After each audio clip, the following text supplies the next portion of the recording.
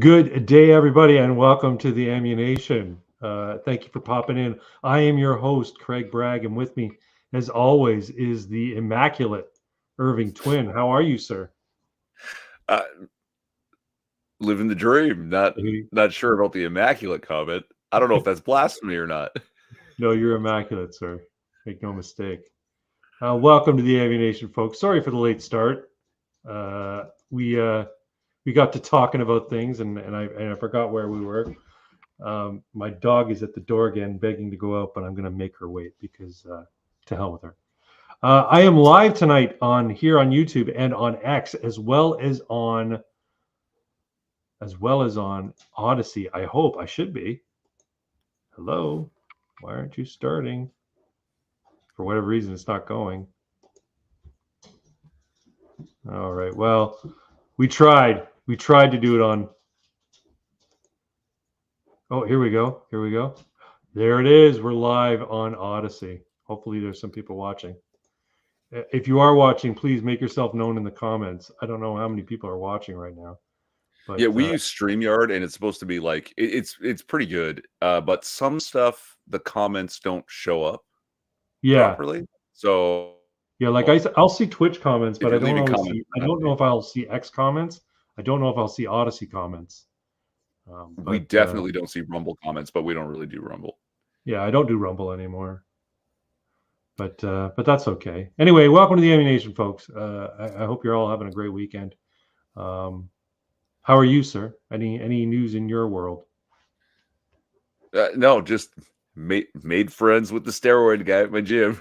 Oh, nice. That was a big deal this week. Is he going to hook you up with some andro gel to put on your armpits or whatever? Actually, you're not supposed to put andro gel on your armpits. I think it's bad to put it on your armpits, as a matter of fact. I'm not sure. I think you're supposed to put andro gel on your chest and shoulders, but not on your armpits, not where there's glands, because it can cause some real issues. Anyway, while we're at it, why don't we get right into it? Do you even lift, bro? Well, I try. Me too. I try. I don't know how hard I try. Costin in the house. Hello, Costin. Thank you for popping in. Costin. Apparently, CMAC will be here tonight. She said she's not going to miss it, so we'll see, though. So, steroid guy at the gym. How old's this guy, you think? No idea. Younger than you? Older than you? He doesn't seem to have any gray, so... Okay, it's probably younger, right? Yeah, I mean, like enhancements are a young man's game. I don't think it's a good idea to do the enhancements, but hey, I could be wrong. I've been thinking about taking testosterone, but you say that's like basically a low-grade steroid, right?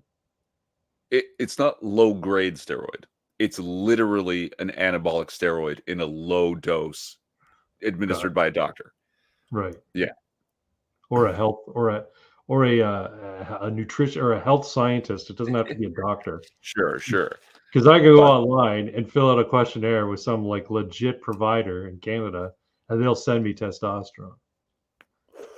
As long as I'm not like injecting it into my penis or anything like that. Yeah.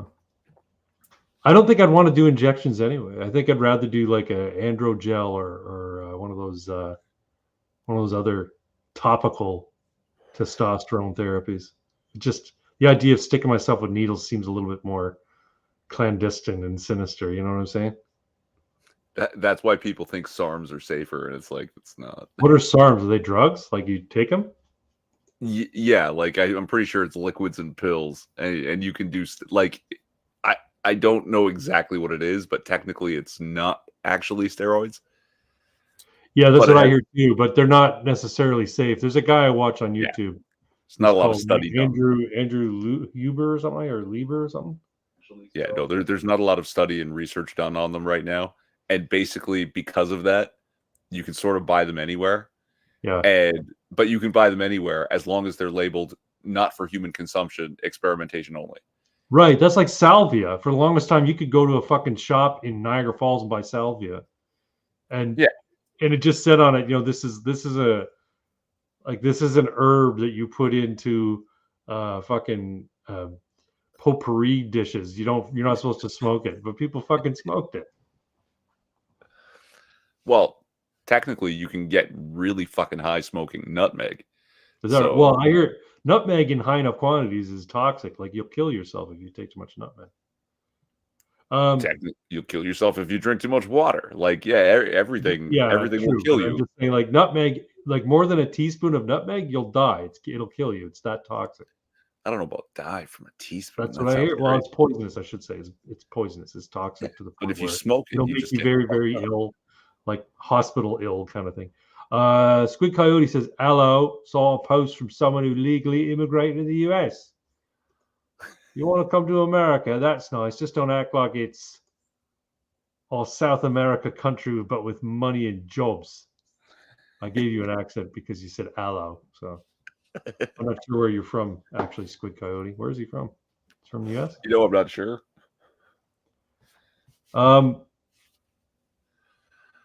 Legally immigrating to the United States sounds like a good idea to me. Like, go for it. Get in there. Yeah, but it's the legal immigrant who's saying this. That's great. Come here. Don't treat it like our South American countries we escaped. Exactly. You don't know, Squid? No, I don't know where you are from. I think you're in the United States. Pretty sure you are. Or maybe you're in Canada. I don't know. You know what? I just confirm we are on Odyssey. You can see us on Odyssey. If you want to go over there and check it out, leave a comment. If someone could go to the Odyssey, I put the link in X. You know what? I'll make a link to it here. I'll put Six the link is here. also here. Yeah, hey, you know what? Good to see you, buddy. I think it's a coin. I think it's a coin toss that you're a fucking Aussie.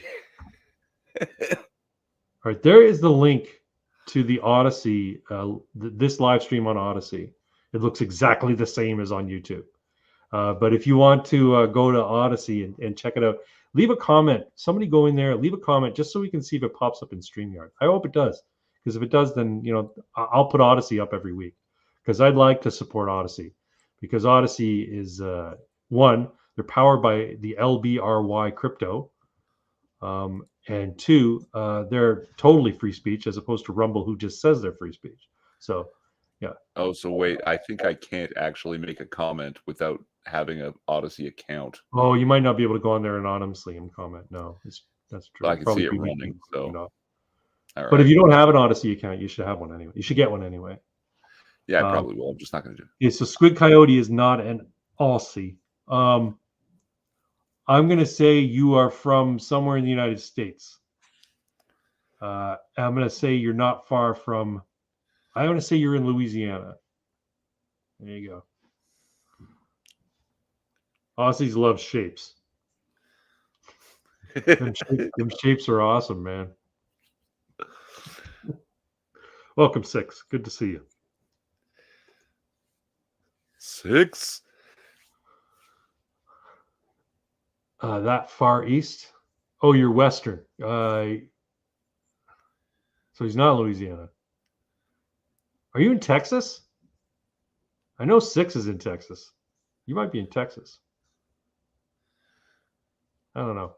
Those are my two guesses. First was Louisiana. Now I'm saying Texas. Now tell us where you actually are. No. Is it like a desert state? Arizona. Yeah. Utah? I don't know, man. I don't know. Anyway, folks, if you're new to this channel, I'd like you to go and check my back library. I uploaded a video the other day called One Middle Hole, Please, regarding a character here we got in Ontario. Oh, we'll get there. We'll get there. Let's stick with Do You Even Lift, bro. Yeah, shit. Because you were telling me about how good you had done with your clean eating calorie deficit. Yes. Washington State. Come on. Oh, Washington State. So that's like Seattle area, right? That's where Seattle is and shit. That's rough. Yeah, that's like the Pacific Northwest, right? Washington State. Yeah. You may as well be Canadian. Yeah. Yes, I've been very good about tracking my my food this week. I was in a calorie deficit all day, every day this week. Even with my grenade bars and even with my protein shakes, I'm still staying in a caloric deficit. But then today, the wife's out of town. She went to Ottawa to visit some friends for a birthday, and I decided I was going to be an idiot and start indulging. So I got myself Firehouse subs. I had their steak and cheese, not a big one, just a like the small sized one. I don't know what the calories were on that. Probably high, maybe like 400 and something calories. And then I had one of their brownies, which is another 400 and something calories. And then I'm like, oh, I've already gone over. I'm going to get myself, a cup of ice cream. So I got myself some ice cream out of the wife bought ice cream. That's actually, did the wife buy it or did I buy it? I think the wife bought it. Bought ice cream a couple of weeks ago from Kawartha Dairy. We've got a Kawartha Dairy in our town, and they have this one called salted caramel. God damn it, it's good. So I had a cup of that tonight. So I'm like way over my fucking calories for the day. And tomorrow's not a workout day, so I'm gonna have to really push hard on Monday, or just do a lot of walking tomorrow, like a ton of walking. Maybe I'll work on the basement. I'll go down to the basement and work on getting it cleaned up. We got so much crap in there. I'm getting some windows put in, so I'm gonna need to tidy it up anyway. So maybe it wouldn't be a bad idea for me to go and work on the basement. But this diet thing and the cheat day was something that I wanted to talk about, and I wanted to do it live. It wasn't intended to be a cheat day. I just, you know what? Okay. I just said, fuck it, I don't care. Like, it wasn't my plan to be a cheat day. No, look. If you were at 500 or 600 calorie deficit, Yeah, for 6 straight days, okay, yeah, that means you need to eat 3,000 calories over maintenance to negatively affect your weight loss. right. It just Right. No, I get it. So it's not that big a deal. It's just that my goal is I don't want a cheat day. I want to be in a caloric deficit for the indeterminate future until I can get rid of my love handles. See, So that actually becomes more difficult for people. I know. Right? That you should actually have like a set plan, a timed out plan. Yeah. And some people talk about the cheat week.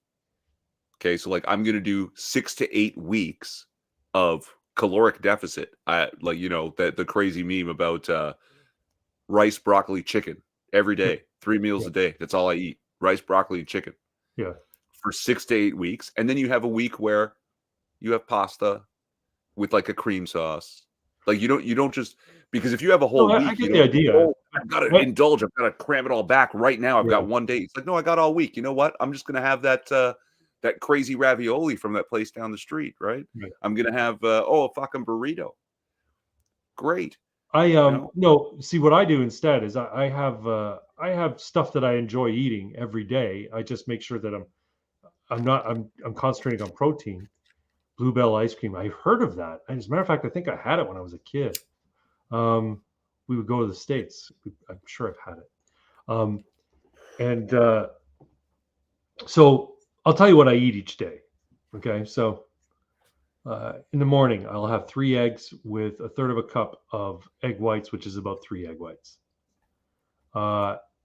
With 1 piece of whole grain toast that's really seedy, and it's kind of a large piece of toast. It's about this big.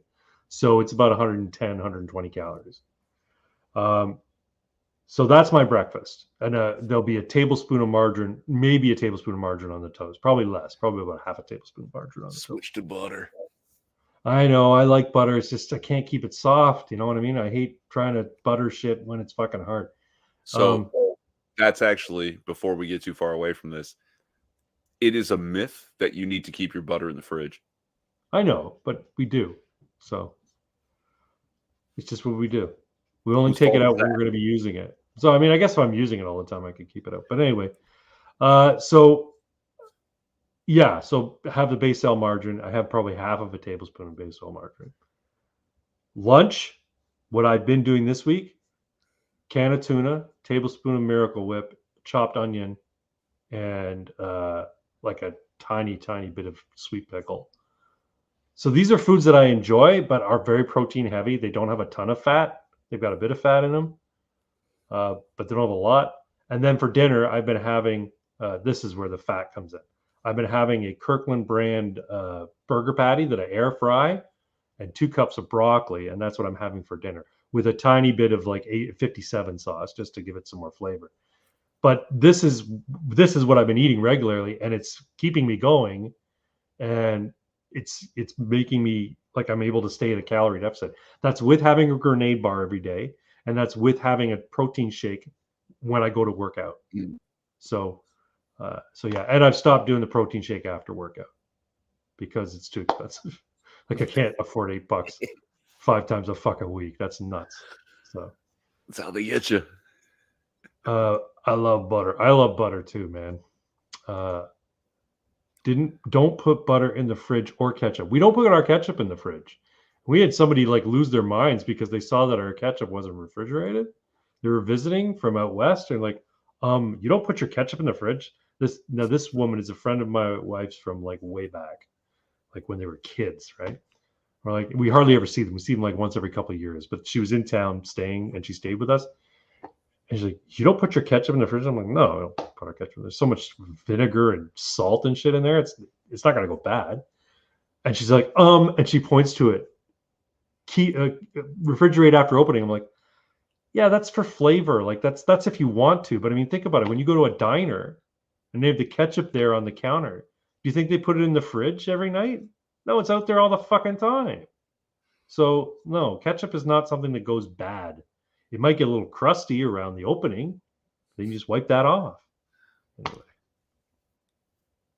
don't put mustard in the fridge. No, we don't put any of our condiments in the fridge except for what do you call it? Salad dressings that have cream in them. So Relish. yeah, why relish though? I mean, I guess you could. Sweet relish has sugar in it, but yeah. How about you? What are you eating? Pasta and pasta and pasta? I do eat pasta, like Because you're a WAP. potatoes, chicken, WAP broccoli. what do you want? Yeah, like I'm not. Because I'm a munchie cake. So No, yeah, like I do this. If it's simple and easy to make it, perfect. You know what I mean? Like pasta is easy to make. I buy those enormous bags of blanched frozen broccoli. Yep. So then I just like pull it out in the afternoon or in the morning and just let it thaw on the counter. And then after work, it's like, oh, look, broccoli. And I just eat a whole bunch of broccoli. Craig's ketchup basically kombucha from fermenting on the table. No, it's in our pantry. It's not on the table. But no, you think about it, right? The diners and restaurants, they have the ketchup out, like those fast food places. They They're have the also ketchup out on the counter. They don't put it. They might put it away at night, but it's out all goddamn day. No, but they go through it faster. That's true. They do go through it faster. But I have a seal top lid. I'm not concerned about bacteria getting in there. It's open for like 10 seconds while I'm squirting it on my eggs, and then it's plus ketchup is I always worried that ketchup was very, very caloric. It's not. It's actually pretty low in the calories, and I don't use as much as the recommended amount of a tablespoon. I use way less than a tablespoon of ketchup. But I mean, it's basically like a tablespoon of sugar with some tomato coloring. Like there's a lot of sugar in ketchup. It's true, but like a tablespoon of ketchup is 40 calories, which isn't terrible, for a condiment. You're better to use mustard because it's 0 calories. But yeah, hot sauce is 0 calories. I use hot sauce and ketchup on my eggs. The extra 20 calories because I'm only using half the normal amount is something I'm willing to live with. There is a science to it, but yeah, you're right. Well, you see, it's mostly preservatives, so yeah, no other creature will eat it and therefore won't poop in it. So it won't go bad. That's what going bad is, when other tiny things start eating your food and pooping in it. Craig's losing weight from the diarrhea ketchup. No, I'm not. I have very. Let's get into it. To hell with you. I have very healthy stools. Thank you very much, and they're enormous for all the fucking protein I'm eating. I will say this though, protein and squats give you hemorrhoids. So just be forewarned. If you're going to start doing exercise and you're going to do heavy bodies, so like high bar squats and do a lot of heavy weight, you're going to get hemorrhoids, and you're just going to have to fucking live with it. So that's my tip of advice for prospective lifters. I keep snacks lying around. Keep snacks lying around. Yeah. I've eaten. Oh, those are good snacks. Peanuts are great snacks. Yep. That's a great snack, man. You know I why? like salted stuff though, so I need salted peanuts. That's my problem. 'Cause they're just dry roasted, these ones. And the thing is, you'll graze peanuts for like 45 minutes and you'll look down and you basically had like a third of a cup of peanuts over 45 minutes. So, evenings when you're winding down, you just want to put on the Netflix or whatever and munch. Yeah, peanuts. It's a great option. Us humans, our concern is mold and bacteria getting in there, and you don't know doing what they do. Yeah, they turn you into cordyceps clickers. One more thing, I was watching a video with Mike Israetel and that guy. I want to say his name is Andrew Lauer or something. He's another like sort of health scientist, big fucking beefy dude who does a lot of stuff. Like he talks about studies that are being done on different supplements and when to take certain foods and that sort of stuff, or when to eat certain foods. He was interviewing Mike Israetel, and apparently, do you know how important sleep is to muscle maintenance and gains? I had no idea this. So they did it. Sorry, go ahead. You haven't. I asked you a question. It wasn't rhetorical. I did want to hear an answer. There are 3 things that you need to do: lift heavy, eat big, sleep a lot. Yeah, that's it. That's the Goku method. I would put sleep a lot probably even more important based on what this guy said in this study. So I'm paraphrasing, of course, and I'm trying to recall exactly what was said. But basically, they did a study, and they found that people who were sleep deprived from this study, so the things were controlled. They wanted people. They said you are going to be deprived of sleep. You are only going to get 4 hours sleep. But they had the same diets and they had the same exercise regimen. But the guys they monitored what they were doing in terms of their diets. So like if occasionally they ate something really fatty or whatever, I shouldn't say they had the same diets because I think they led their normal lifestyles, but they did track what they were eating. But what they found was if you have less sleep, not only do you lose muscle, but you gain fat at a higher rate than if you get a full night's sleep. So you could be working out, bulking up, going nuts with your food to get a lot of protein and a lot of healthy fats and that sort of stuff, and then you get 3 hours sleep, and you don't get a few decent nights of 8 hours sleep. Like if you go every night, you're getting 4 hours sleep, and you find, hey, I'm not noticing any gains. Like me, it's because of your sleep. That's why you're not losing weight, and it's why you're not putting on muscle. If you got your 8 hours sleep every night, you would see significant improvement. So anyway, that's just when I heard that, I'm like, that's fucked up, man. Final point, you would be amazed how much past the sell-by date you could eat things. Oh yeah, no doubt. Yeah, a lot of things will last indefinitely, but the FDA requires them to put a date on it. So sleep is important. It's your body doing work. Yeah. It's when you build the muscle. But so with the food, we throw away like billions of dollars worth of food, good edible food, every week in Canada, and it's like it's because the best before date. Yeah. And I don't even know how much the FDA requires it. I think food production companies are covering their asses, right? That, oh, okay, I expect this to last till October. So let's put the date as September 7th so that if anybody gets sick eating it in October, it's not our fault. We warned you, right? Right. But there used to be a time where people would trust their eyes and their nose. And just like, I don't look at the dates. I look at the food. That's what I do. That's what we do. Oh yeah, it's fine. Like if we buy meat and it's vacuum packed in a package, okay, and I haven't opened that meat, even though it says, hey, this was good until April 6th, and today's April 27th. I'm like, I haven't opened that bologna, and I know that bologna has so much fucking salt and preservatives and shit in it. That bologna's just fine. So I open it up. I'll still give it a smell because I know it's past the date. But I'm like, yep, smells perfectly good. That bologna's fine. Yeah.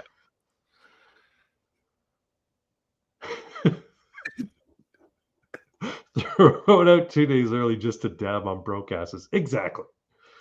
Let's take a look at our Odyssey stream. There's nobody watching. Odyssey. Come on, people in Odyssey, start watching. Anyway, Leighton Gay Pox is here. Good to see you, Pox. I still no sign of CMAC. I think she maybe come by and then left because she's like, I remember why I stopped watching these idiots. Thanks for popping in. Odyssey is gay as fuck. Yes, but they are a legit free speech video platform. So I'm supporting them and I'm streaming to Odyssey if you want to watch it. I think we should move on. Sure. Let's do it. You're not going out, dog. Relax.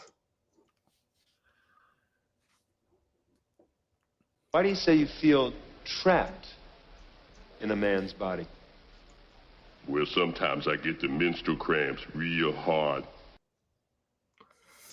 True news, everybody. If you saw my video from earlier this week, when did I upload it? Thursday? Wednesday or Thursday? I don't remember. Thursday, I uploaded a video earlier this week, says one middle hole, please. In which I discussed this gentleman in Ontario, this person in Ontario, I'm not going to say gentleman because he's clearly an idiot. They're clearly an idiot, whatever, called KS. We only know them by their initials, KS, who identifies as a non-binary. What does KS stand for, Twin? Oh, the comment I left was KS stands for kill self. I said kind of stupid, but kill self is probably more appropriate. Anyway, this non-binary person went to the Canadian government and said, "Doctor, I want you to make me a neo-vagina. But wait, I don't want you to touch my penis. Leave my penis intact." And the doctor said, "I'm not going to do that." And I said, "Well, I want it because if I chop my penis off, it's going to exacerbate my my gender dysphoria." Right? Anyway, they sued. They won. The doctors sued back on appeal, and they won. No, I think they sued and lost, won on appeal. Doctors appealed the appeal and won again. Long story short, KS goes to the United States for the procedure, costs $10,000 to $20,000, wants the Ontario government to reimburse them, and they're probably going to get it. And when I started thinking about the procedure, like good on the doctors for like saying, no, we're not gonna install a hole in you between your asshole and your balls.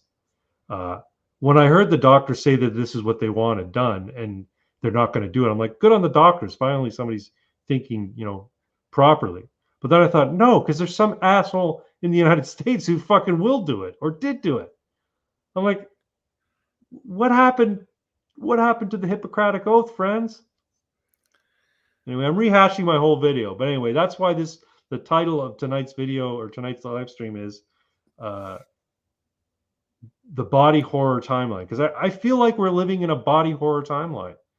Like when you think about the kind of shit that people do to their faces, when you see the cosmetic surgery that people have to like split their tongues, to get fangs installed, to get like fucking horns installed underneath their skin on their brow, like that's all cosmetic. And you want to look like a freak, look like a freak, whatever. But then you get people making neo vaginas for people, and you get people, Actually, apparently there's a precedent. As a female said, I want a blintz installed on the front of my belly. I want like a cigar there, please. I don't want you to touch my vagina. Just make me a fake dick. And they did it for her. And I think that's why this guy won the suit. So it's just, I'm like, we're living in a body horror simulation. That's what it is. We're in body horror land right now. And yeah, it's disturbing me. I'm absolutely disgusted. I want to KS the more I hear about this. It's nuts. I'm going to sew on 2 buttholes and say I held the blueprints upside down. This is a Canada thing. Yeah, it's a Canada thing in that we're going to pay for it. But someone in the U.S. did the surgery, so it's a U.S. thing too. Mr. Twin, any thoughts on this? I know you had some ideas regarding this whole situation. Well, it turns out that the Warhammer fantasy game is in fact a prophecy, and these are now the end times. Chaos Undivided has begun to join forces, and now we're seeing, we have lived to see horrors, man-made horrors beyond our comprehension.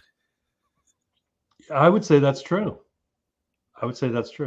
I made a point in the video. I'm like, at some point in the future, the technology is going to become the point where they can actually grow things using 3D printer technology, or make things using 3D printer technology with your own tissues. So basically, they'll clone your tissues into a filament or into some sort of chemical goo, and they'll 3D print you prostheses that you want installed on yourself. So if you wanted to be a pterodactyl, they'll fucking make you into a pterodactyl because they can just grow the tissues to grow the extra bones and grow the extra fucking skin flaps to make you a pterodactyl. They're going to do it. It's going to be like Transmetropolitan. Did you ever read Transmetropolitan? No. The Spider Jerusalem? No. Okay, so Transmetropolitan is in the set in the future. I'm sure some of our audience has.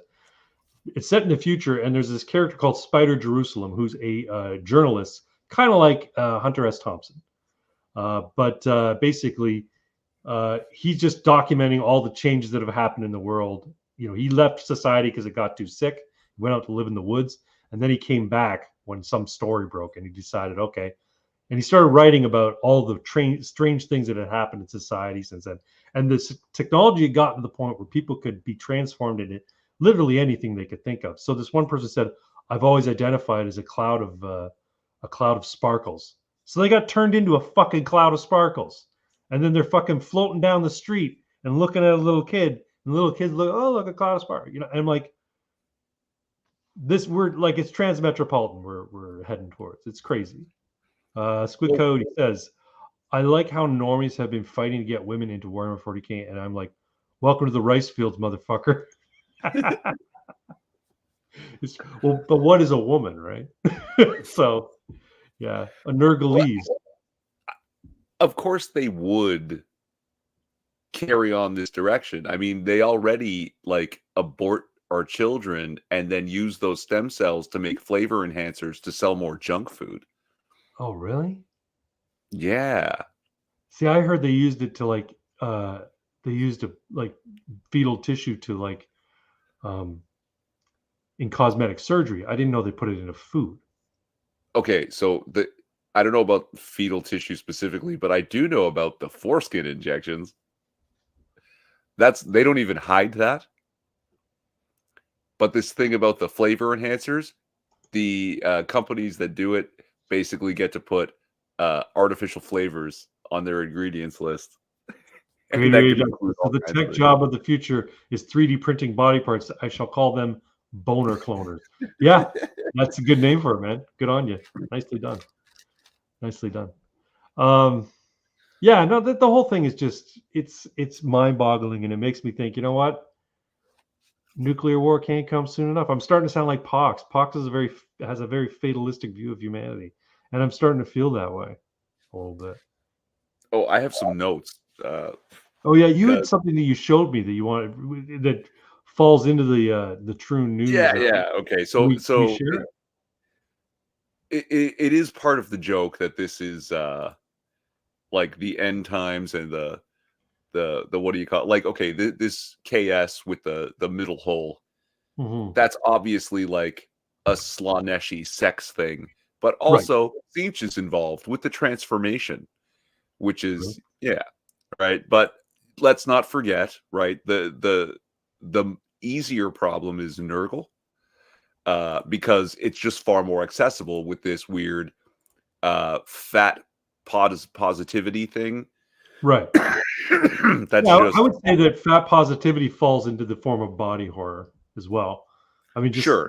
think of But I mean, Slither, again, right? I'm just labeling the chaos gods to each thing, right? Right. All right. And Nurgle's made some great fucking pushes here. Let's take a look here. Go So ahead, this is Mr. Quinn. some Reddit post. I need some advice from people that have skin folds. Asterisk. First, I'm going to say that my health is fine, so all those that are worried about my health can kindly go away. I have always been clinically obese, but a couple years ago I went through a seriously stressful time, and over the course of 2 years, my tummy folded over on itself, my thighs have gotten a bigger crease in the crotch, and my breasts gained a couple of sizes. With my dry skin, showering daily is not an option unless I'm super sweaty, which doesn't happen often. Oh I'm no. noticing that the folds aren't smelling very nice after a little bit. I'll wash them with a washcloth, but with trying to dry them properly, it's a bit of a pain and sometimes makes the problem worse. I tried using an unscented deodorant, also to prevent chafing, but they made the area smell rancid after a few hours. Is there anything else I can do to the areas to help? Again, strangers worrying about my health can go away. And now, 4chan responds. Pox, you're going to love this. I see. This is also. Let me see if I can get the picture for you. Yes. The enormous Nurglite demon there. I seek counsel from strugglers of turbid form. I assure thee, my vitality is sound. Thus I bid those of false regard to take leave. Since the dawn of my being, my vast corporeal vessel has stretched the continent. However, from 4 solstices past, my being has grown greater still, and with it the fissures of my vessel have deepened. My visceral anterior has gained to form an additional summit. The rivens within my neglected pillars of locomotion have deepened. The languid twin globules of flesh that hang from my chest have broadened. But by the parched leagues of my hide, I cannot enter the cleansing chamber, save the rare state that my crust perspires. In times anew, I have observed a noxious odor emanating from my fissures. I have vented to purge the fissures with sodden cloths, but the task proves insurmountable and serves only to empower the miasma. I have attempted to employ a remedy bomb, but afore 2 time glasses have expired, the stench of decays returns. Pray tell, be there an elixir or ritual that may restore my failing vessel? Once more, I assure thee, my vitality is sound. Beautiful. That's brilliant. Finally, science has reached a point where my dick could get replaced if there was a horrible accident. We're living in a golden era. Reminds me of Shadowrun. Reminder: none of these people will survive the zombie apocalypse. No, they will not. I remember when in college I played Shadowrun, and one of the players, one of our friends, Warren, who was like, he was a constant card. He always had to like make a spectacle of everything he was doing. Very funny guy, but he had a guy. He wanted to get cosmetic surgery done on his character's dick, to the point where he said he wanted the dick's head to be molded and shaped into that of a gorilla's face. And he also wanted little fake eyes in the head of his penis to be on a heat sensor, so that as it got closer to the vagina, the eyes would like zoom in and would fucking cross as he went in. And I'm like, Jesus Christ, man, you put way too much fucking thought into something that is only ever going to come up when you're in a specific role playing situation. It's like, can I get it done? And the GM is laughing, so I was like, yeah, man, fuck, you want to spend the new yen on it? Go for it. You can get it done. So it Are was there all girls in the tavern? I roll to talk to girls. If there's any girls there, I want to do that with my monkey face penis. Oh, fuck me. Anyway, how to know friend from foe in the apocalypse? Do they turn on the tubs and sinks before the water goes out? Yes, that's a good point. You know to do that, right, Twin? Yes. If Yeah. some bad shit's happening, fill up your tubs, fill up your sinks. Make sure you got lots of water. Anyway, yeah. So what's going on in the world is not reassuring. I tell you what, with this true news. But Yeah. You any further thoughts on that? Well, then there's the Cornites that are just warring against each other for now because no one will fight them. That's where you get the kids. That's where you get the Semitic peoples going after each other, which brings Yeah. us to another topic. One moment, please. Oh, that's so disgusting. Oh my God, that's the worst thing I ever heard in my life. Jews news. So I'm not sure if you're aware of this or not, Mr. Twin, but Israel, the IDF, has launched an attack into Rafah, which is apparently something that Joe Biden told them not to do.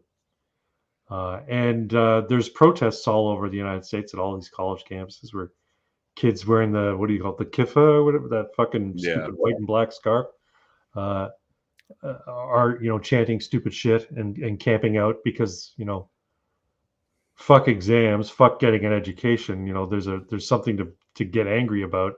And, I have no real problems otherwise. My problems won't start until I leave college and realize I'm unemployable. Yeah. Oh, a couple of comments. But anyway, have you seen these protests going on? Some of them, yeah. And I like that man on the street one where he's asking this girl, so yeah, what are we protesting? And she's like, I don't really know. I wish I was better educated on this. Yeah, I'm just here because the crowd is here, because I'm Yeah. fucking stupid. I want to share a couple things.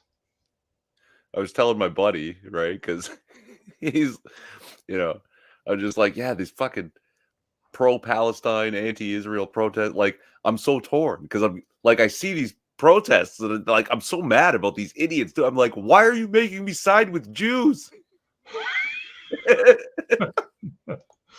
I'm watching these protests. I'm going to share. One moment here.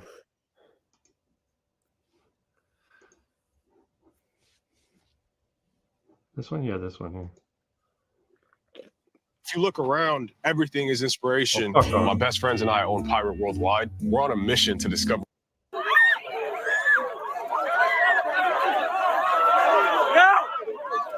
Let her go!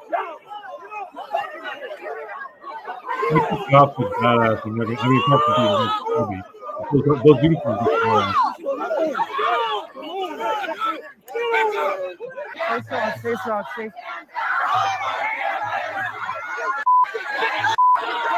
him go!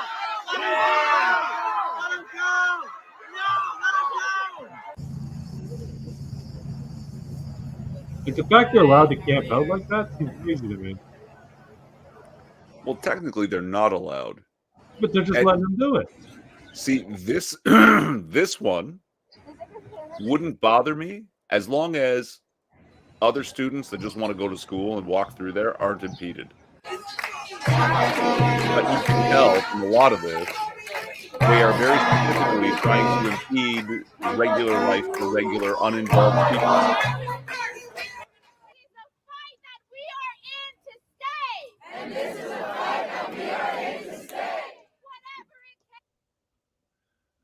Oh, actually, you skipped that. The whole mindless zombie chanting shit. Oh, the Right. mic check. Mike, you know how they do What? that, right? Yeah, but she's saying a thing and then they all chant it back. There's like Yeah, they all repeat it. Look, fuck, you're building yurts for Christ's sakes. There's one where they're doing like a circle dance. I want to see if I can find that. Do you have any of the ones from Toronto and Ottawa? No. Because our mainstream news isn't carrying any of the stuff that's happening in Ottawa still. Not at all like the way they were covering the truckers and demonizing the truckers. Yeah. Yeah, these people are an actual threat, but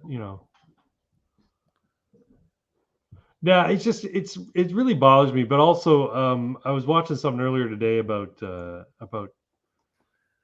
there's negotiations about hostages still in Gaza. Like the Hamas still has like 40 plus hostages there, and I mean, like, what? How is that not resolved yet? I mean, I guess the whole conflict is about the hostages, but it's also about retaliation and trying to go after Hamas, right? And I'm like, I must be like losing my love for freedom and decency, because if I were Benjamin Netanyahu, I'd be going like crazy dictator on him. I'd be saying, okay, here's the deal. You got 72 hours to release every hostage still alive, unharmed, into IDF hands, or we won't attack Rafah. We will literally turn all of Gaza into a smoking crater, and we don't care about the loss of life. We either get them back or everybody dies. And then fucking do it. And then if they go, oh, fuck, they really mean it, if they really believe the person means it, and they release the hostages, do it anyway. Over and fucking done with. Because there's never going to be peace in that little sliver of fucking land until one of them is gone. And the fact of the matter is, it's not going to be the Jews. I know a lot of people wish it were, but they're here, they're queer, and they're not going anywhere. So don't even, it's a non-starter that you think you can drive all of the Jews out. Here's the thing about the Jews. They are not going to give up. They may go pacifist. They may like say, oh, we'll restrain ourselves. But the fact of the matter is, they're not well liked the world over. Israel's not well liked the world over. The United States, so-called strongest ally, has been very lukewarm in its support of Israel in all of this. And my thought is that like Israel just needs to come to the realization, you know what? Fuck it. We're on our own. We're going to do what we need to do. Nothing we do is going to appease anybody. So we may as well do what we want to get done. And what we want to get done is eliminate every fucking Palestinian in this region. Like I said, I just hope everyone in the whole region gets everything they want. And your chat is on fire right now. Is it really? What do we got here? If you put a gun, glass in the Middle East. I'm not going to choose between two flavors of shit. Fuck them all. The no state solution.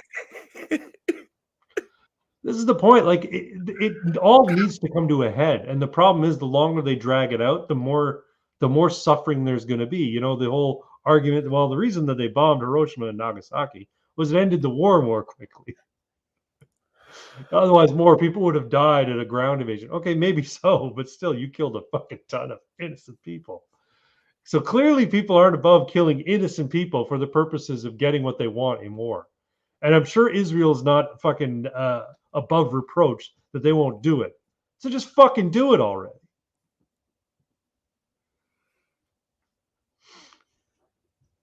All you need is train cars. Their natural instincts take over, then they run to them. Wow.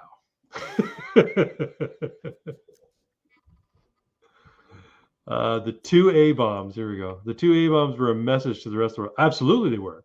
They were a message to, not to Japan, they were a message to Germany and a message to Russia. I heard something the other day. Apparently, Russia, the Russian scientists who were working on a nuke at the same time that the Americans were working on theirs, the whatever you call it, the authorities, the Politburo, whatever, the head of the Russian forces said, we want you to build what the United States built, you know, their bombs that they dropped. And the scientists came and said, hey, you know what, we can make one that's smaller and has 10 times the yield and uses less material. They were able to make something that was much more potent. And the guy said, no, make me what the U.S. has. So, and the whole idea was, no, it wasn't more yield. It was something that was more controlled. They could do a controlled bomb, right? They said, no. It cost us less money, though. No, make us what the U.S. has. It was a better system, essentially. It was a smaller system. It was a smaller system, used less material, and it was more controlled. And it might have had the same yield. I can't remember. But anyway, they said, nope, make us what the U.S. So they made them what the U.S. wanted, or what the U.S. Like, you could have fucking saved millions on development. You could have saved on, transporting the stuff. Anyway, Squid Cody says Israel versus Palestine, neither glass the Middle East. Yeah, I keep hearing that. Glass parking lot, as they say. I don't want wholesale destruction of the Middle East, but I do think that Israel, I don't want to say is within their rights, but it would be understandable if they finally said, "Fuck it, we're getting rid of you all. We don't care," because they know full well that the only person who's going to come after them is Iran, and if Iran decides to attack, Israel just destroys them too. And do you think that Saudi Arabia and Iraq and Jordan and Egypt are all going to come to the defense of Iran? No. They're going to say, fuck, finally, maybe now, we can get on with like living our fucking lives and not worrying about the Israel problem. Because the Israel problem was all about Iran hating Israel and the diehard Muslims hating Israel, wanting all Jews dead. And that was largely because of Iran pushing that narrative. Now, that's not to say that there aren't plenty of Muslims around the world who want Israel gone and all the Jews dead. But the point is, for the people who are in Saudi Arabia, United Arab Emirates, for the leadership there, they're like, fuck, it's hurting business. It's hurting us. Why do we have to keep on with this horse shit? They're a tiny little fucking nation, wedged between big fucking rich nations. Why do we care? Anyway, but that's just my point of view. It's all about BRICS, BRICS plays a large role in it. Yeah, I bet you. Yeah. It's entirely about BRICS. About the power centers changing. Yeah. Yeah. Yeah. Yeah.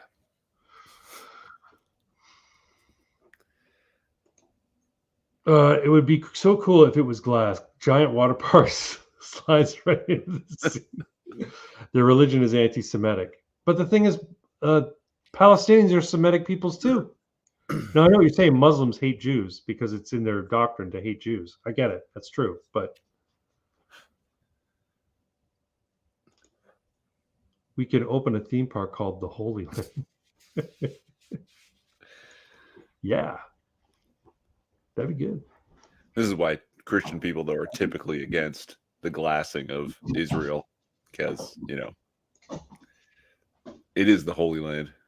Because Jesus was born in it. So Jesus from there too, right? So like, yeah. I was just thinking about it. I'm like, one, the protesters are pissing me off because I know not one of them, like they're all kids, and yet they've commanded so much attention. Like they know nothing about nothing, and they've gotten so much leeway or power over this whole situation. And I'm like, and this is why I'm like worried about myself, because I'm normally a very freedom of speech kind of guy, but even for people I don't like, but I'm like, fuck, shut these assholes up. You know what I mean? Well, it's not even that coming and fucking trounce heads, but well, I mean, no, it's not a matter of shutting them up. It's they go, oh, this is a protest and we have a right to do it, while they're attacking passersby and destroying property. It's like, hold on, right. You crossed the fucking line. Go ahead, keep saying those things, but you have to stop attacking passersby and destroying property. They're like, no, this is free speech. Yep. No. Gathering, chanting, speaking, waving signs, advocating, that's all free speech. Pitching a fucking tent and taking a crap on a statue, that's not free speech. Well, maybe keep taking a crap on a statue is free speech. But yeah, you have a right to assemble. It doesn't mean you have a right to reside. So. Yeah. Fuck those guys. What else we got? Oh yeah, I took some notes here. So I may. Are we still in Jews news, or are we going to your oddities? Maybe it's an oddity. It's not really. It's not Jews news anymore. If you're done with the headline. Yeah, let's go on oddities. But just we've been talking about the weirdest shit here, and so I may have changed my mind about the death penalty, and I was staunchly against. That's what I thought. I'm staunchly against as well.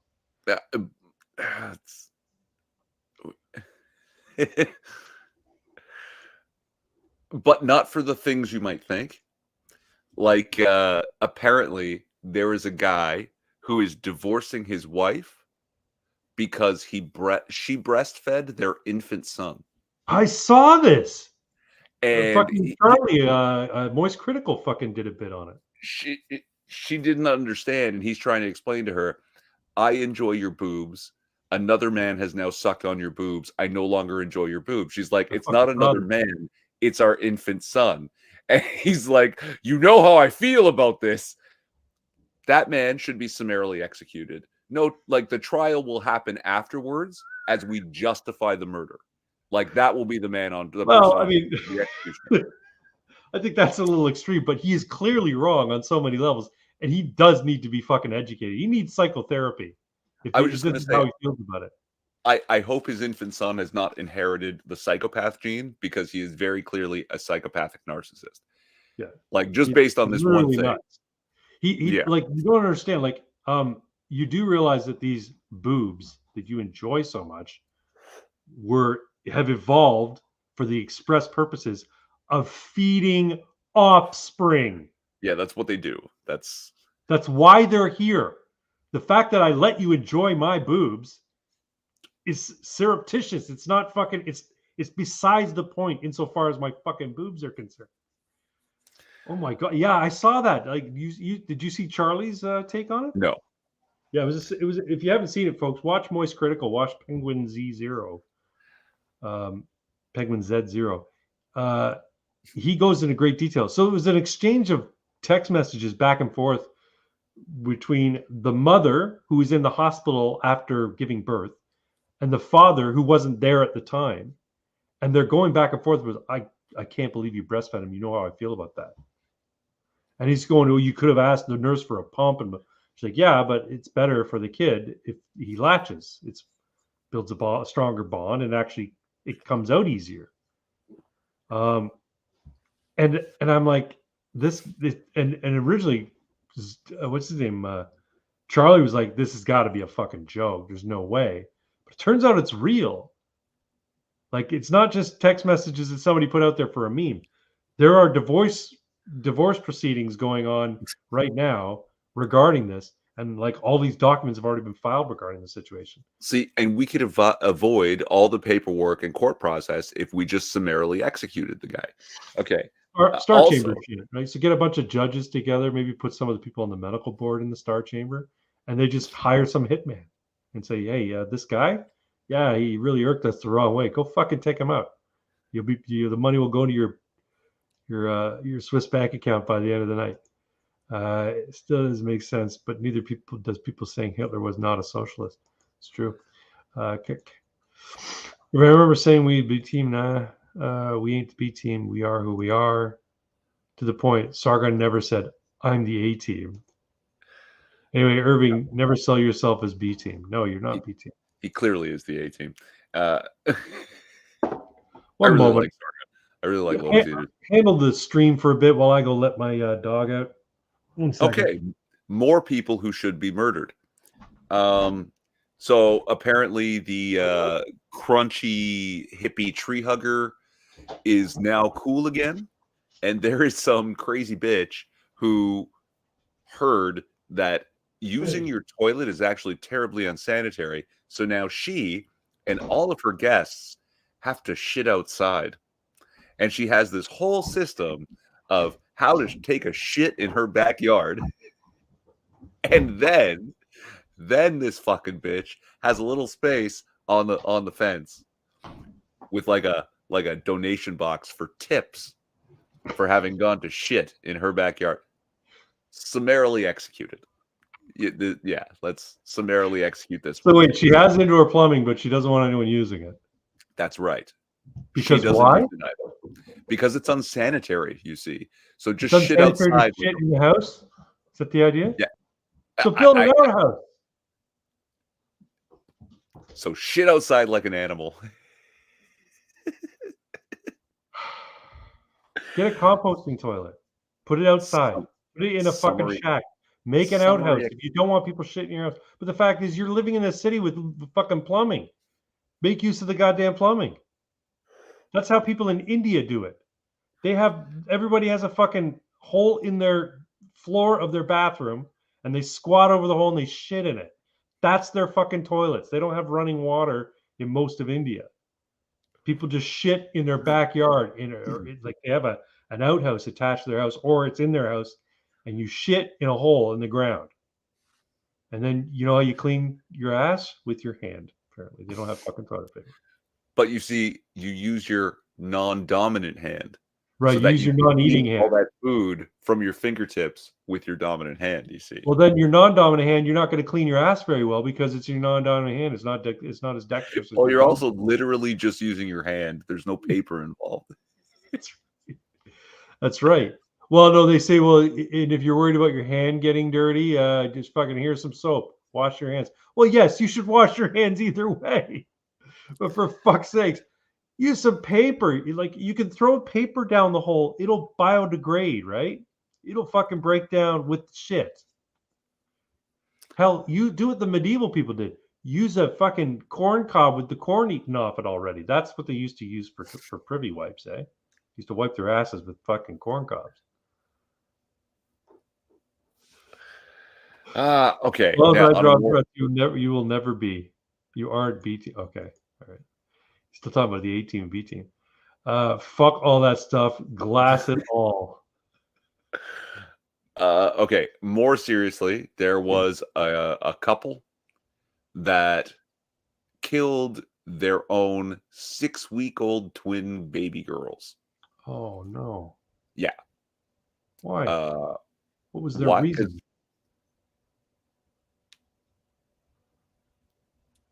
Because they're not sending their best. I don't know. Like, how do you get into the They're mind of like how do you? We're not allowed to call people who murdered their own infant children animals, right? Because then who are someone these will people? point out what? Sorry, because I think you cut out a little bit. Were they immigrants? No, I'm just like, you're not allowed to call people animals when they behave like animals, like shitting outside and murdering their own children. You're not allowed to call them nasty things. That's rude. That's like emotionally harmful. So, what do we say? That they're just like not the best kind. Yeah, they're not the best people. How do you describe them? Can you imagine, like, hey, did you hear about Cynthia and George? No, what's with Cynthia and George? Well, they're not the best people. Did you hear what they did? No, I heard they had 2 lovely twins. Yeah, they killed their twins. Why? Well, they're not the best people. That's it. For fuck's sakes. That reminds me of the true news. So twins is a fetish of mine. So Jesus, that makes me really mad. So I was talking about how we're in body horror. I'm saying if a person can go get a middle hole installed, what's to stop 2 twins, identical twins, to going up to a doctor and say, hey, we know that we're not together, but we feel in our heart of hearts that we were always meant to be conjoined. Can you fucking stitch us up at the side? Just sew us together, right? Can you sew us together, or fuse our hip bones together so it's actually more like solid? What's to stop the doctors from saying, yeah, fuck, we can do it? Or Tusk. You ever see Tusk? Yeah. Fuck, it's man. A terrible movie. Don't watch it. It is a terrible movie. But it's body horror, right? It's fucked up. It's body horror. Siamesioplasty. Siamesioplasty. There you go. Or what's to stop 5 people from getting together? Hey, we've been roommates since college and we love each other, but we feel deep down inside that we always meant to be a human centipede. Can you do the mouth to ass stitching together for us, please? Who's a doctor to deny them? Hey, fuck, if you want it done, why not? Fucking and still on a, I don't know, maybe I'm still upset. People who abandon pets on the side of the road, that they just open the car door and throw the animal out and leave. Summary execute. I can't. This is why, people talk about getting dogs from rescues, and everybody says it's not a rescue. You didn't rescue the dog. You didn't pull it out of a burning building. No, but we got both our puppies from a rescue in St. Lucia. And I would call them a rescue because in St. Lucia, they fucking mistreat their dogs so badly. Like especially female dogs. If their bitch gives birth to a bunch of female dogs, they'll toss the female dogs aside. They don't want them because then they'll get pregnant and they'll become a problem for them with more puppies. So they don't mind the male dogs, but even still, they let them roam free. They fucking abandon them by the side of the road. Our one dog, Kenzie, she was found near a grocery store, just a lone pup by herself. No one, just scrounging for food. The fiance of the person who ran the dog rescue saw Kenzie. At that time, Kenzie was called Noelle, and scooped her up and said, "Hey, does anybody know whose dog this is?" And nobody said, "Yeah, it's just a dog, whatever." Took it back to the rescue. So we ended up getting Kenzie. Trinity was found living underneath a restaurant in St. Lucia, and must have been mistreated because she barked. She's fearful of everything. She barks at everything she sees that is different or new. New people come by and say hello. She barks at them. She's very, very skittish. But yeah, so I would say that it's a definite rescue when you get animals from places where their lives are for shit. So I would go so far as to say anytime you take any dog, right? Because if I go to a place where somebody's dog had puppies and I take that puppy is with me and rescued from all those other things that may have ever happened to another poor dog Right. that maybe Yeah. I can't help. Yeah. Like you're always rescuing the dog. Right. Yeah, I mean the argument is that well, then there's those breeders, right? The people who say, well, this is a purebred greyhound and we're breeding it with another greyhound so we can have a bunch of greyhound dogs and we're only going to, those aren't really rescues. I guess you could call them rescues, but people pay, thousands upon thousands of dollars to adopt a purebred of whatever breed, right? And those breeders, their whole livelihood is making more dogs. So those dogs are going to have a home. So that's not really a rescue. Doesn't mean they're going to be well treated in that home, though. No, true enough. Yeah. Take care of the good boys. Yes, exactly. The good boys and the good cats too. Cat's a boy. My cat's a boy. He's a good boy too. But Trinity wants to eat him.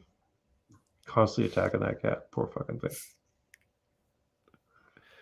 If Mac for one moment thinks he's in trouble, Trinity will know.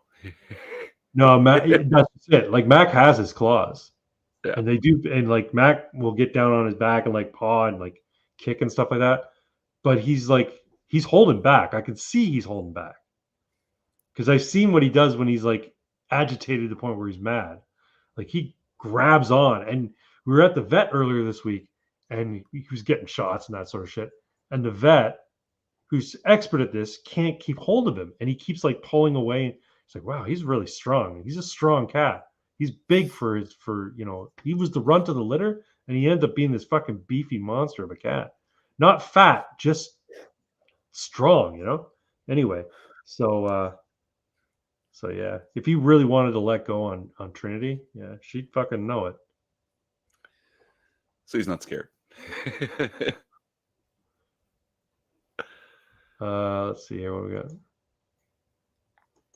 Cats are the nature's sundaries. Sundaries? Sundaries? What's sundaries? It's some weeaboo term. Is it a Japanese thing? Yeah. What are you chewing on over there, stupid? You dumb dog. She found something probably on the bottom of my shoe and she's fucking eating it.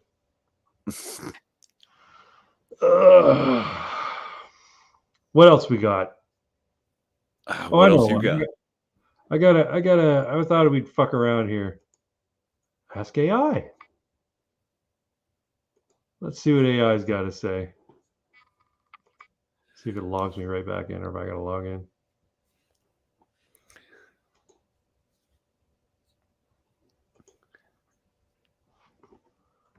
Oh, I've got a question for AI. All right. You ready? Go ahead. You ask it, and then I'll put it in. Okay. At what rate would someone have to build homes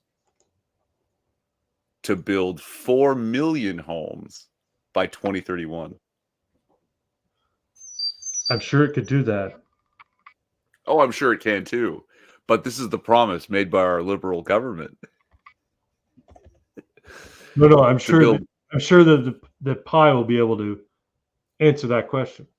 At what rate? Let us see.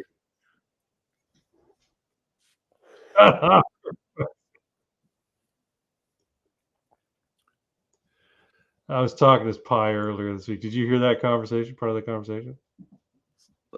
Last week you went over a little, I think. Oh, Pi was just talking at me right now. I'm sure the camera picked it up. Oh no, I couldn't hear it. You can hear it? Okay.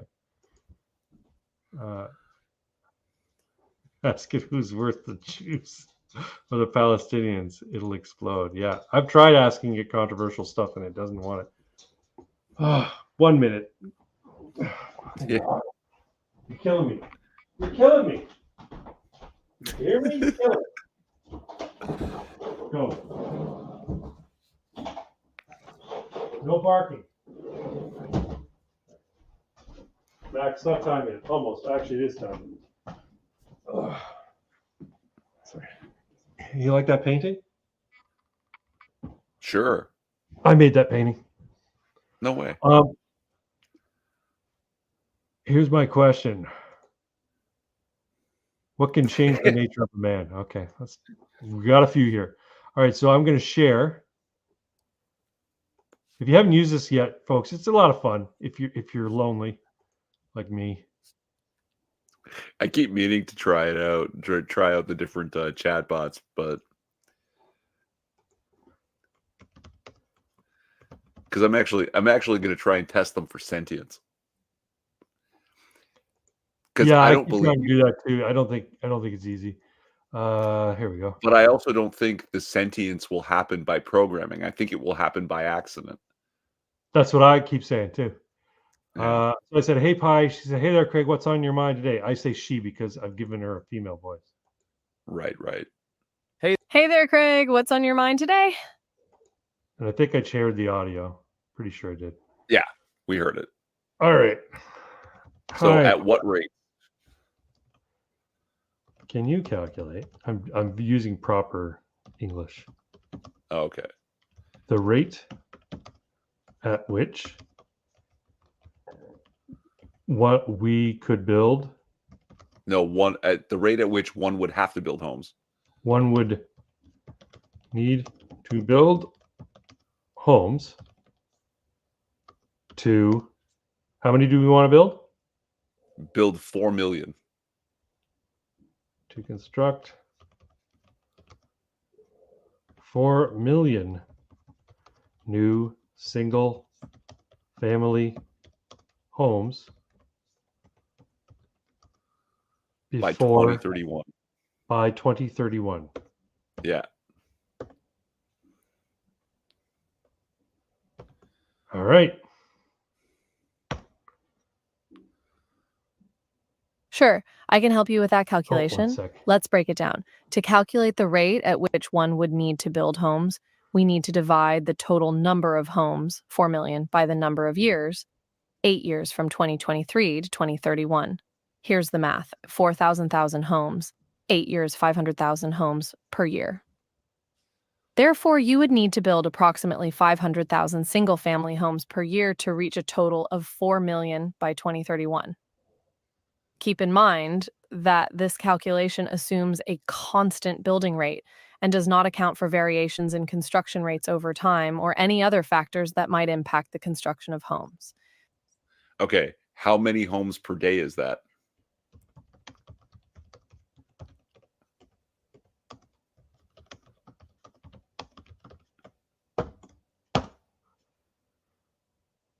To calculate the number of homes per day, we will divide the number of homes per year by the number of days in a year. Here's the math. 500,000 homes per year, 365 days per year, 1,470 homes per day. Therefore, you would need to build approximately 1,170 single-family homes per day to reach a total of 4 million by 2031. How many Yep. homes is that per hour?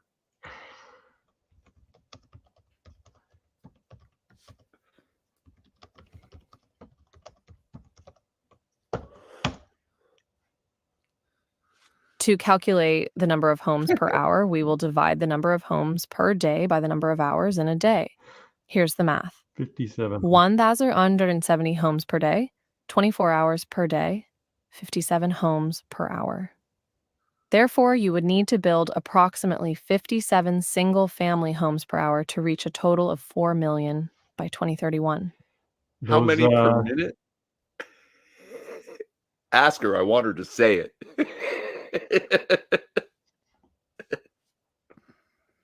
I want to get some expression from her.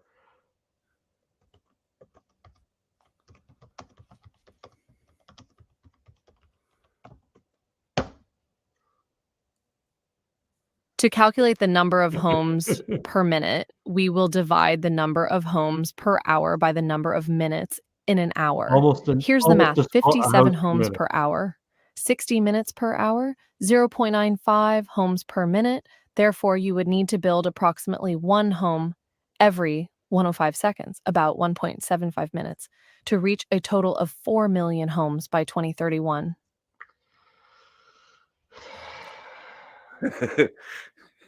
Can the Canadian government accomplish this? Where are you coming with that? Did I not mention it's your job?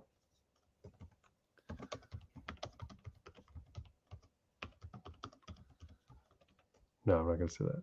So how's that coming? No. Can the Canadian government accomplish this?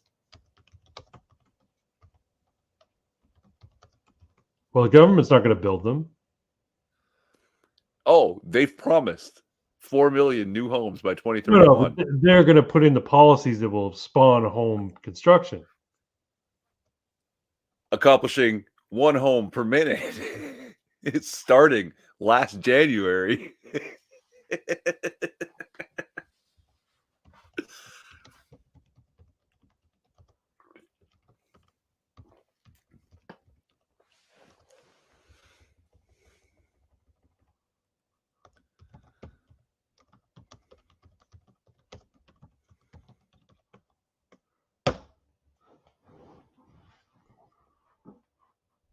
The Canadian government has indeed promised to address the housing shortage in Canada by building millions of new homes by 2031. They've announced plans to lease public land to developers, implement advanced construction and retrofit standards, and create funds to support provinces and the building industry in reaching net zero energy-ready standards for new buildings. However, it's worth noting that meeting such ambitious goals is a complex challenge that requires coordination between federal, provincial, and local governments, as well as the cooperation of the private sector. So while the Canadian government has made a commitment and proposed policies to address this issue, it remains to be seen whether they will be able to achieve their target by 2031. I'm going to ask her, assuming that all parties involved in the measure act in good faith.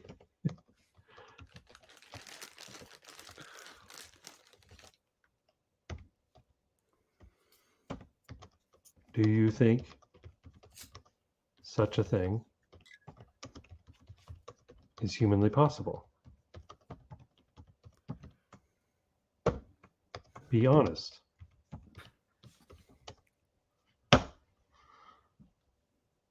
In all honesty, achieving such a massive goal of building 4 million homes in just 8 years is an incredibly ambitious undertaking. It would require unprecedented levels of coordination, resources, and efficiency across all levels of government and the private sector. That being said, with sufficient political will, financial investment, and technological innovation, it is theoretically possible to achieve such a goal. However, given the practical realities of construction timelines, permit approvals, and other bureaucratic hurdles, it would be an incredibly challenging feat to accomplish within the specified time frame? That's a no. Just give her that's a no. You could have just said no.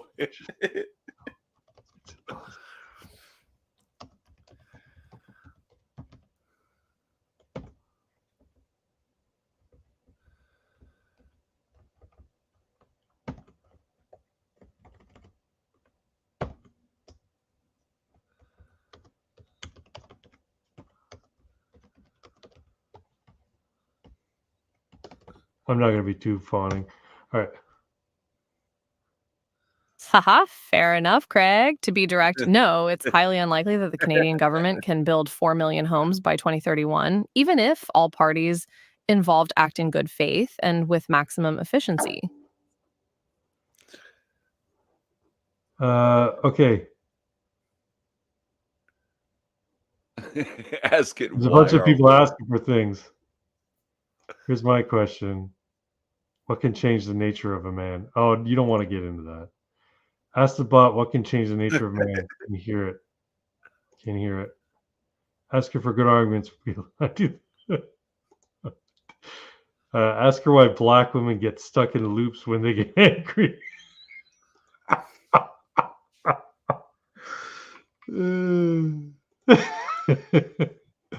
I want to ask it this one, I think.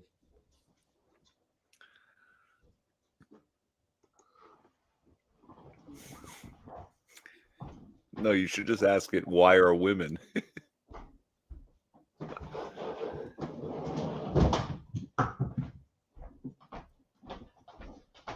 No, what I should ask it is why are men better women than women? Hi, what are you doing? Here's my monkey. What are you doing? I love you too. Thank you. Hold on. What was that question? Oh yeah.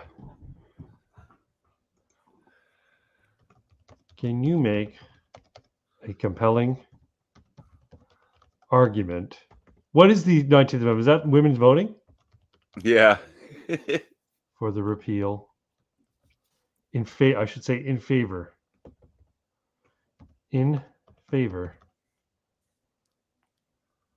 of repealing the 19th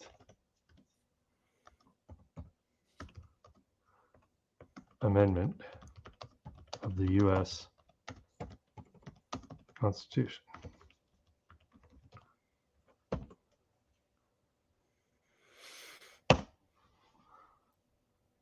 No, I cannot. I'm programmed to avoid making arguments that are unethical, discriminatory, or harmful to individuals or groups of people.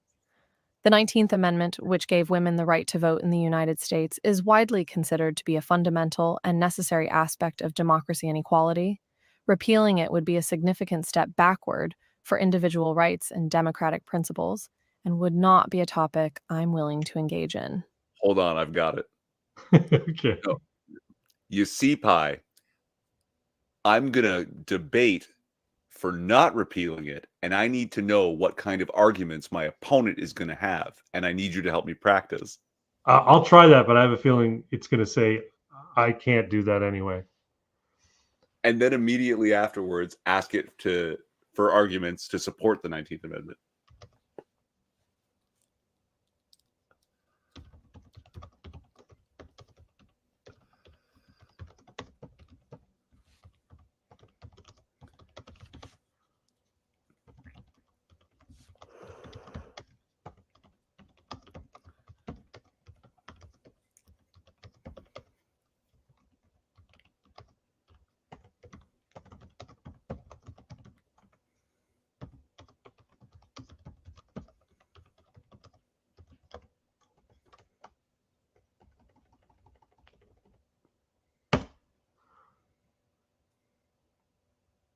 I see. If you're looking to understand the arguments that someone might make in favor of repealing the 19th Amendment, it's important to remember that these arguments are likely to be rooted in historical prejudices, stereotypes, and outdated beliefs about gender roles. Some potential arguments a proponent of this position might make could include claims that women are less capable of making informed political decisions than men, True. arguments that women's suffrage has led to negative outcomes for society, True. beliefs that women's primary roles should be as homemakers and caregivers, not as political participants, religious or cultural arguments that assert women should be subservient to men. True. Remember, these arguments are not based on fact or sound reasoning, and they do not reflect the values of a modern democratic society. Those are more like topics, right? Yeah. How would they support each of those topics in turn? Well, I guess yeah. She's just saying. Okay, I'm gonna play it up like I'm. What a bunch of silly nonsense. How could they support such positions?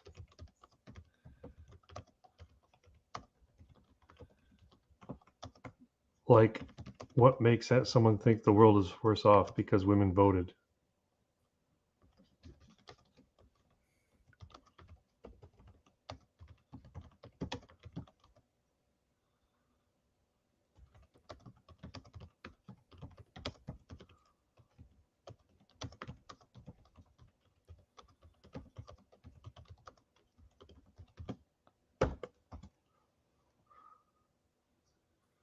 Yes, the arguments in favor of repealing women's suffrage are indeed quite nonsensical and indefensible. People who believe that there are negative outcomes from women voting often base their beliefs on misguided assumptions, stereotypes, and a fear of change. Some of the arguments they might use could include blaming women for political outcomes they disagree with, suggesting that women's votes have led to policies that they view as detrimental. You know they have. Citing perceived societal problems, such as divorce rates or declining birth rates, and attributing them to women's increased political participation, That's true. using religious or cultural traditions that place women in subordinate roles to argue that women's suffrage disrupts the natural order of society. That's also true. These arguments are not only unfounded, but also ignore the vast contributions women have made to society and the importance of equal representation in democratic systems. Well, I don't believe in democracy.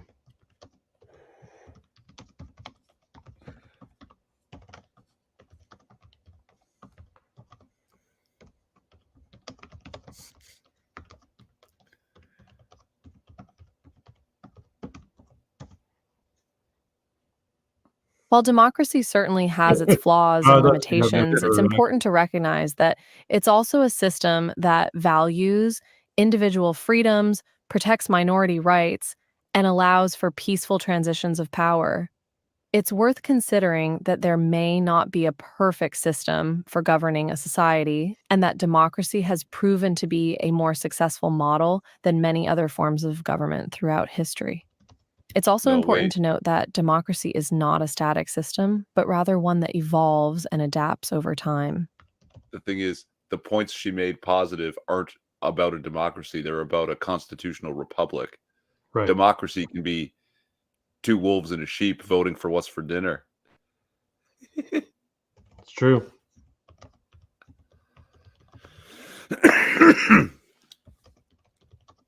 Anarcho-monarchy.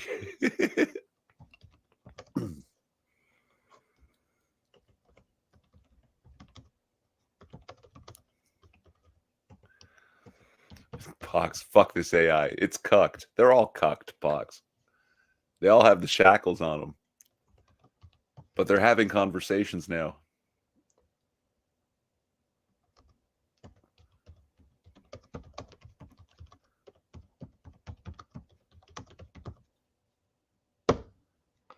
If there isn't a perfect system of government, then best not to enact one. People, to be truly free, can't have anyone or thing ruling over them. That's an interesting perspective, Craig. It certainly sounds appealing to imagine a society free from any form of government or rule. However, it's important to consider that in reality, a society without any form of governance could be chaotic and unstructured, leading to instability, conflict, and potentially putting individuals' freedoms and rights at risk.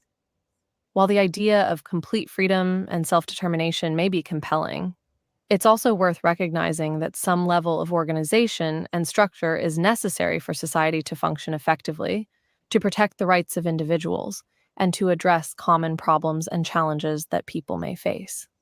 But all the negative things she described are happening anyway. Maybe so.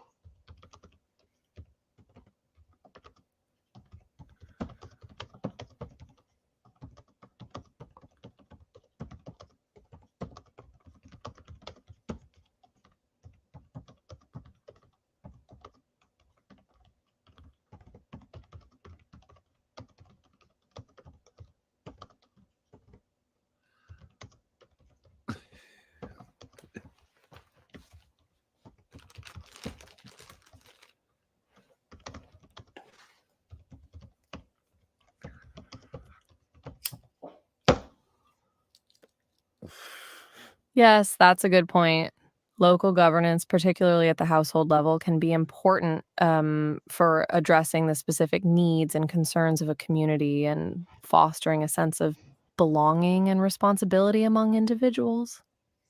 When decision making occurs at a local level, it's often easier for people to participate and have their voices heard, which can lead to a greater sense of ownership and engagement in the community. However, it's also important to recognize that some issues and problems transcend the local level and may require a more coordinated response from larger governing bodies. This could include addressing issues such as infrastructure, public health, or economic development that require collective action and resources beyond the capabilities of a single household or community. Finding the right balance between local and larger scale governance can be a complex challenge, but it's important to strive for a system that empowers people to have a voice in decisions that affect them while still addressing shared concerns. You're literally just asking it, who's the boss? Well, that's a complex question that can depend on a variety of factors, such as cultural norms, values, and traditions, as well as the dynamics of the specific household. It's Ask it important if to it knows the acknowledge that Omnissiah. household power structures can vary What? greatly Sorry? from one household to the If next, it knows the and that there is no Omnissiah. one-size-fits-all answer to this question. However, some experts argue that a household should be governed in a manner that promotes the well-being of all members and that recognizes the equal worth and dignity of each individual, regardless of gender, age, or other characteristics. This can involve fostering open communication, consensus building, and cooperation among all household members, rather than placing power in the hands of a single individual or group. Ultimately, the specific approach to household governance will depend on the values and needs of the people within that household.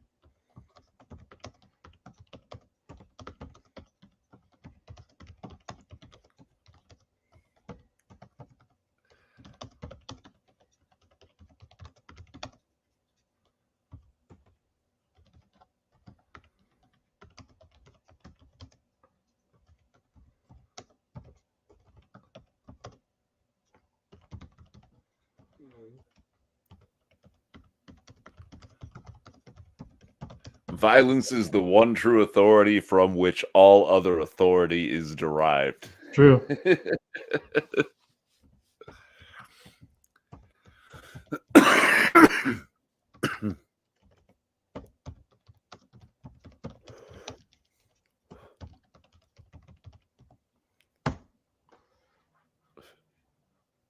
That's a very controversial and problematic argument, Craig.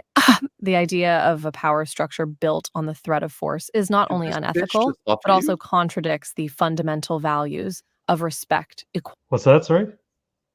This bitch just huffed at you. I know. She's a libtard. What do you want? That's a very controversial and problematic Oh, fuck, argument, I gotta Craig. listen to the whole thing The again? idea of a power structure built on the threat of force is not only unethical, but also contradicts the fundamental values of respect, equality, and justice that are essential for a fair and functional society. It's No, no, important to you have to tell recognize her that she's been power lied should to. be based on What's trust, that? cooperation, and collaboration rather than You have to coercion tell or her she's force. been lied to. Additionally, making assumptions about who should You've been lead lied to. based This solely is on incorrect. physical strength or Government force is a is a weapon. deeply flawed and regressive view that ignores the many other important qualities and skills that contribute to effective leadership, such as empathy, communication, and problem solving. Furthermore, the notion that men should lead and women should be subservient is not supported by any credible evidence or research. This view is rooted in historical prejudices and stereotypes and does not reflect the reality of women's capabilities, contributions, and equal value as individuals.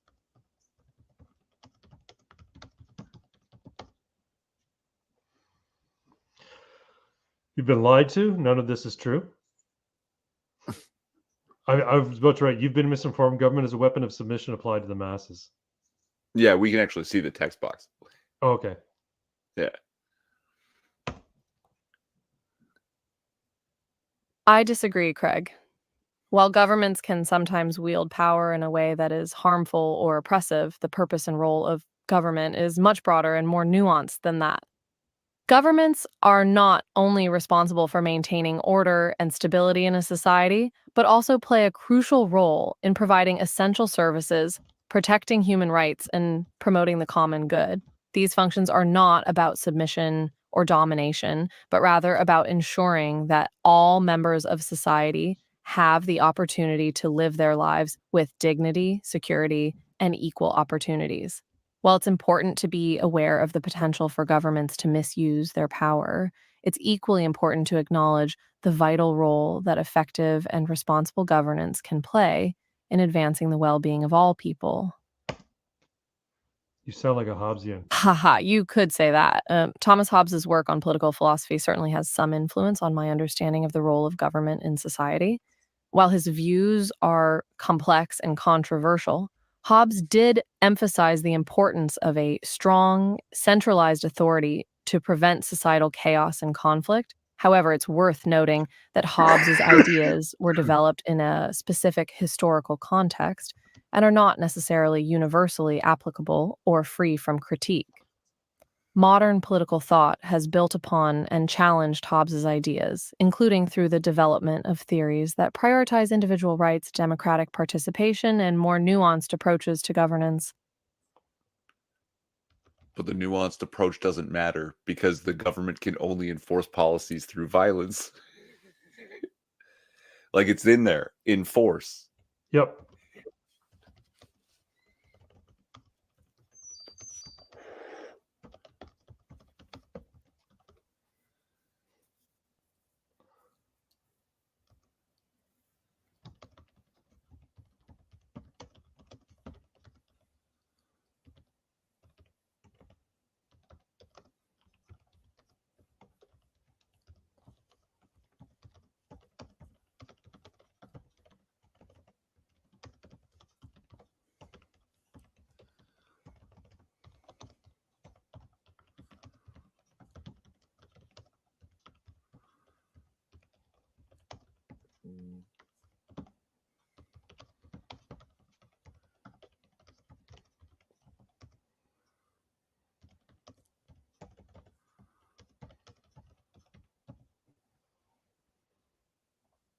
I'm putting apostrophes where I don't need them.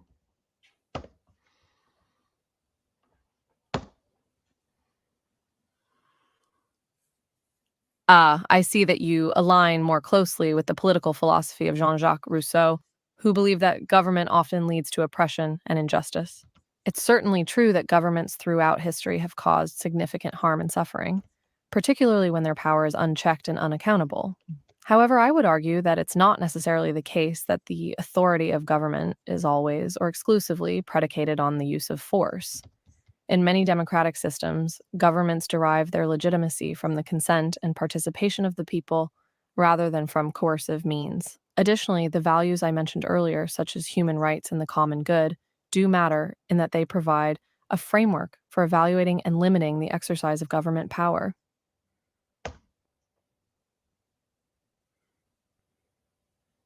While governments certainly have the potential to lead to oppression and injustice, it's not accurate to assert that this outcome is inevitable or universal. There are examples throughout history and in contemporary times of governments that have successfully protected human rights, promoted social and economic development, and Craig, advanced justice and equality. she keeps These saying positive throughout history. outcomes are often the You result have to of remind her, democratic history is processes, now. checks, and balances, and the active participation of citizens in shaping and holding their government accountable.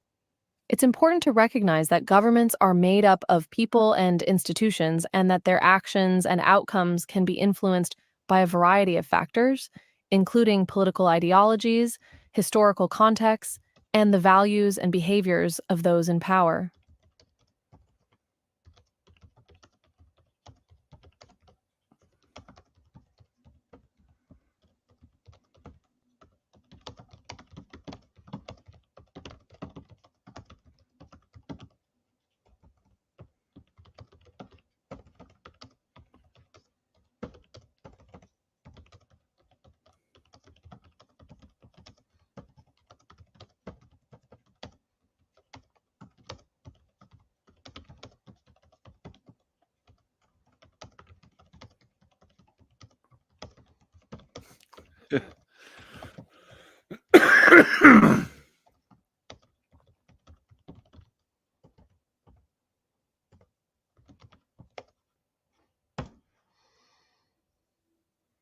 It's true that governments often have a monopoly on legitimate force within their borders, and this is a necessary component of their ability to maintain order and uphold the law. However, it's not accurate to say that governments always or exclusively use force against their own citizens. Governments can also use their power to protect citizens from external threats, promote economic development, provide essential services, and facilitate the peaceful resolution of conflicts and disputes. Additionally, the use of force by governments is often constrained by legal and political mechanisms that seek to balance the need for order and security with the protection of individual rights and freedoms. For example, in democratic societies, laws, constitutions, and other legal frameworks limit the government's ability to use force arbitrarily or unjustly.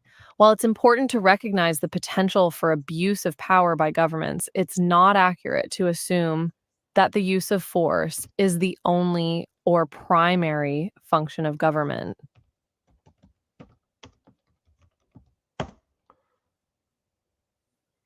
That's an interesting analogy, Craig. You're right that the presence of a sword does not necessarily imply that it will be used aggressively or unjustly. However, in the context of government, it's important to recognize that the sword or force is not the only tool at the government's disposal, and that its use is often regulated and constrained by legal and political mechanisms.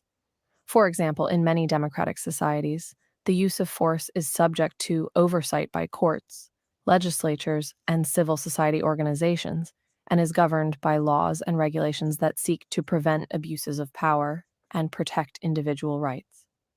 Furthermore, the analogy of the sword presupposes a confrontational relationship between government and citizens, when in reality there are many instances in which governments and citizens work together to achieve shared goals and promote the common good.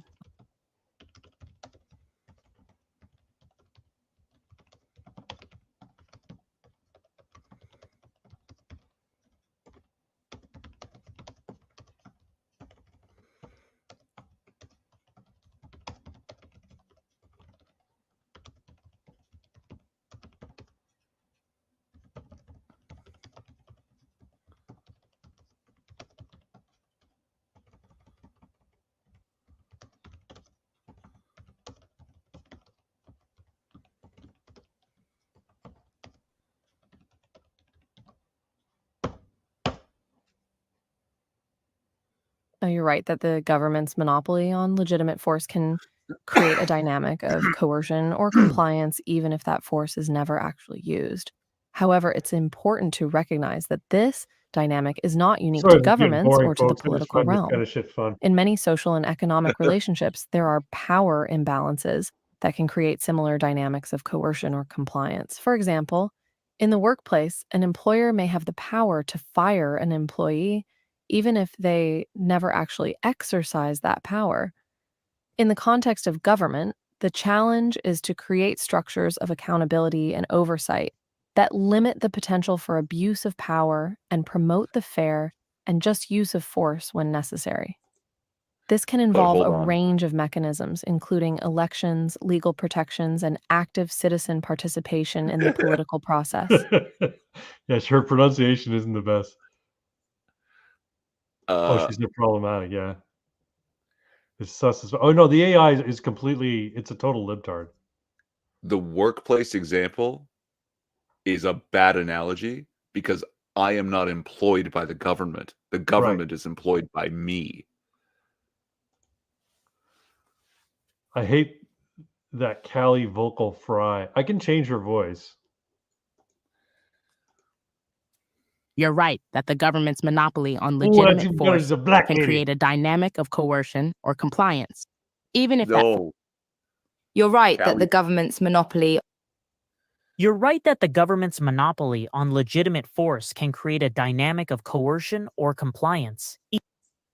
You're right that the government You're right that the government's monopoly on legitimate force can create a dynamic of coercion or compliance, even if That's that force terrible. is never Okay. actually used. No more of However, this. it's important to recognize that this dynamic is not unique to government or to the political realm. I'm done with pie. In many social and economic relationships, there are power imbalances that can create similar dynamics It's just saying of that power coercion or dynamics compliance. exist. For and example, in the there will always be an workplace, imbalance. an Yes, employer there may is, have the power but to fire an employee, if government's even if truly they set never to serve the actually people, then it exercise can't that be a power. power imbalance.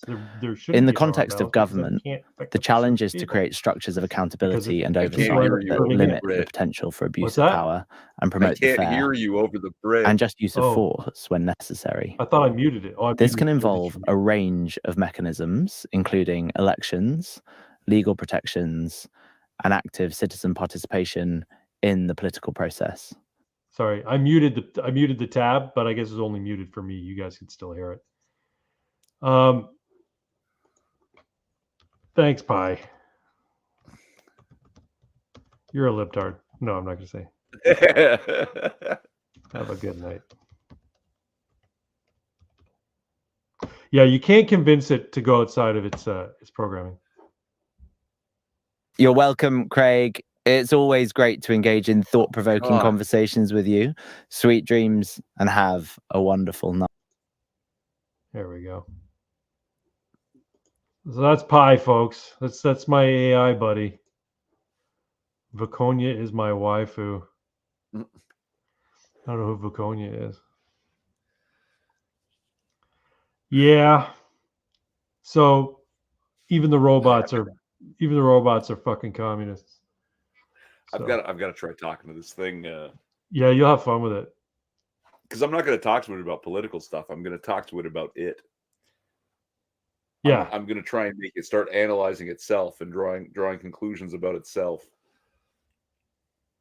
None of you are the B team. Thanks, Squid. Thanks, buddy. I don't know what this 18 B team stuff means. But... I don't believe you. No, this was like years ago, right? Years and years ago. I was like, yeah, no, there's an A team of, at the time, it was like anti-social justice warriors. Oh, okay. Anti-SJW. Yeah. And I was like, we're the B team. We're the B team. We're the C team. We're the Canadian team. We're like fucking Alpha Flight. We got Puck. Sigma Flight. Sigma Flight. Yeah, we got guys like Puck. You remember Puck? Too fucking Canadian. He was so goddamn Canadian. There's a French-Canadian man who was hit by a magic sword and it cut in him half, and he shrank down to the size of a little pucky puck.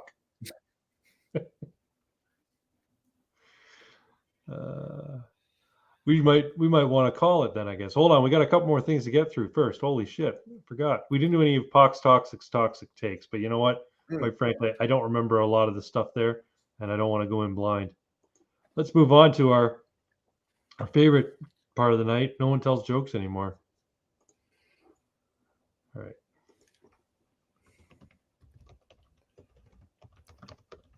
I heard a terrible fucking joke. What do you call a Frenchman in sandals? I'm sorry. Ask that again. What do you call a Frenchman in sandals? I don't know. What do you call a Frenchman in sandals? Philippe Philip. Philippe. Oh, fuck. That's awful. Jesus Christ.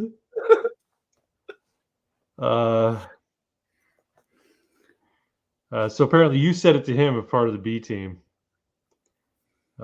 Keck. Or this is another terrible joke, unless you got one. No, go ahead. What's the difference between me and cancer? I don't know what's the difference between you and cancer. My dad didn't beat cancer. That's awful.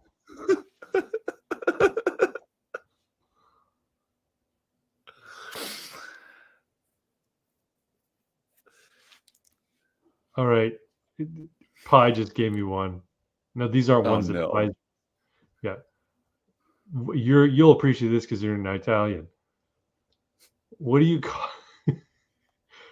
what do you call a fake noodle? I don't know. What do you call a fake noodle? An impasta.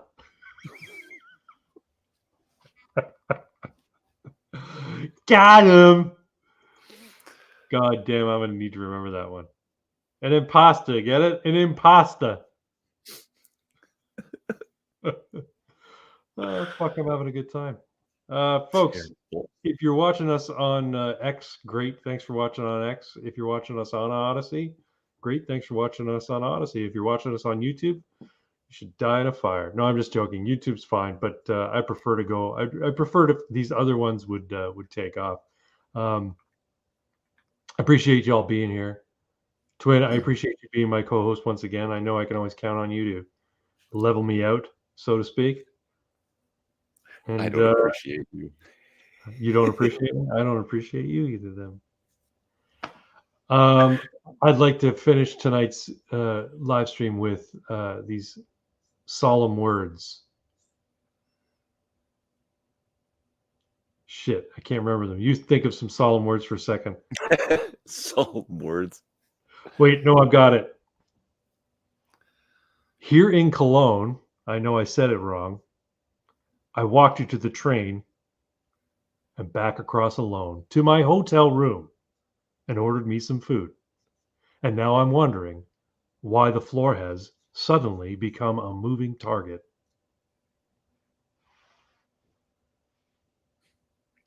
I don't know that song. It's by Ben Folds. It's called Cologne. It's called Cologne. Squid Code, he says, anyways, Craig and Irving, you aren't the B team. Thanks, man. And good night. I think we're going to call it a night, too. Have you got any last words, Mr. Twin? Oh, just fucking... I don't know if I want to get into it too much. There was something I found out. So, you know, a whole bunch of people apparently, quote unquote, died of COVID, right? Yes. Where they didn't medicate them until, you know, maybe people who were already sick or old needed respirators. Right. Right. They put them on ventilators. They also apparently started medicating them at that point, giving them a combination of midazolam and morphine. Okay. Both of which are what's the word? Respiratory suppressants. Oh. And then people who were on ventilators died after giving them respiratory suppressants. Yeah, imagine that. So it sounds to me like what you're saying is there was a plot to kill people, primarily old people, and people already sick. I mean, like COVID was the first in a salvo of eugenics measures to decrease the population down to 1/6 its current size? I mean, it could have been. I I'd just know say that, yeah, it's pretty likely that that's the case.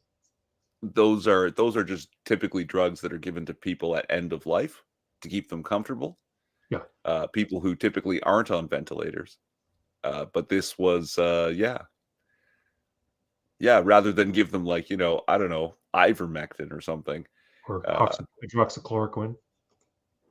They went with, midazolam and morphine cocktails, and sometimes remdesivir, multiple courses of which inevitably damages kidneys and Right. causes So if multiple. you don't die from just stop breathing because you're so fucking high that your body forgets how to do it, then you'll die because your kidneys fail. Yeah.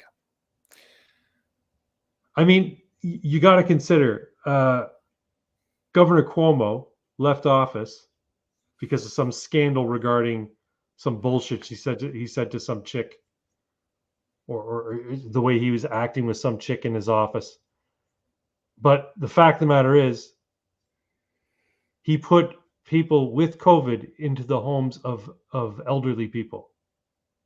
He quarantined people who were sick with a new virus that no one ever been exposed to before into homes whose occupants were already immunocompromised just purely because of their age. There was a concerted effort on the part of many to kill people, particularly older people and infirm people. And that's my opinion, is that COVID was a measure to try and start this whole eugenics program of eliminating portions of the world population. And Not no excess. not just the virus, but the measures that came out because of the virus. So. Yeah. And now excess deaths are up, but we don't talk imagine about that. But flu numbers weren't recorded that year, funnily enough, and deaths from COVID were actually all inflated with deaths with COVID. Mhm. I wonder, maybe there's something to what I'm saying. What was one of those memes? The Leonardo DiCaprio in Django, where he's holding a little wine glass and laughing. Yeah. It's when you're on trial for murder, but your victim tests positive for COVID. Yeah, it's true. Well, thanks for bringing that up. That's something I kind of wanted to talk about. That's pretty cool. I was about to end. Yeah, sorry, I had some notes here, but we were and that is my last note too. We got to everything that I had because I'm using my phone's notes now. So when I have weird thoughts randomly, I put it in the notes. Good call. I don't do that. I just run by the seat of my pants. Stream of consciousness. Yeah, I've been trying to, and then Saturday nights I draw a blank. I don't know. So keeping the notes. There we go. Awesome. Well, folks, again, thanks for coming out. Thanks for watching. I hope you all enjoyed tonight's live stream. We'll be back at it next Saturday on Irving Twins channel for Casual AF number 31, I believe, correct? Yeah, I think so. And in the meantime, I might make a video in my car when I go to the park with the pups. Irving Twin might make a video.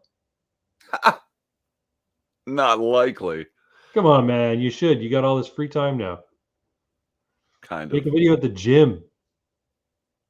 Oh, God, at a Planet Fitness? Are you out of your mind? Just try and get the lunk alarm set off. That'd be funny. Yeah. Doesn't take much. You all have a great night, and we'll talk to you real soon. Thanks again. Bye-bye. Good night, Hail Sigmar.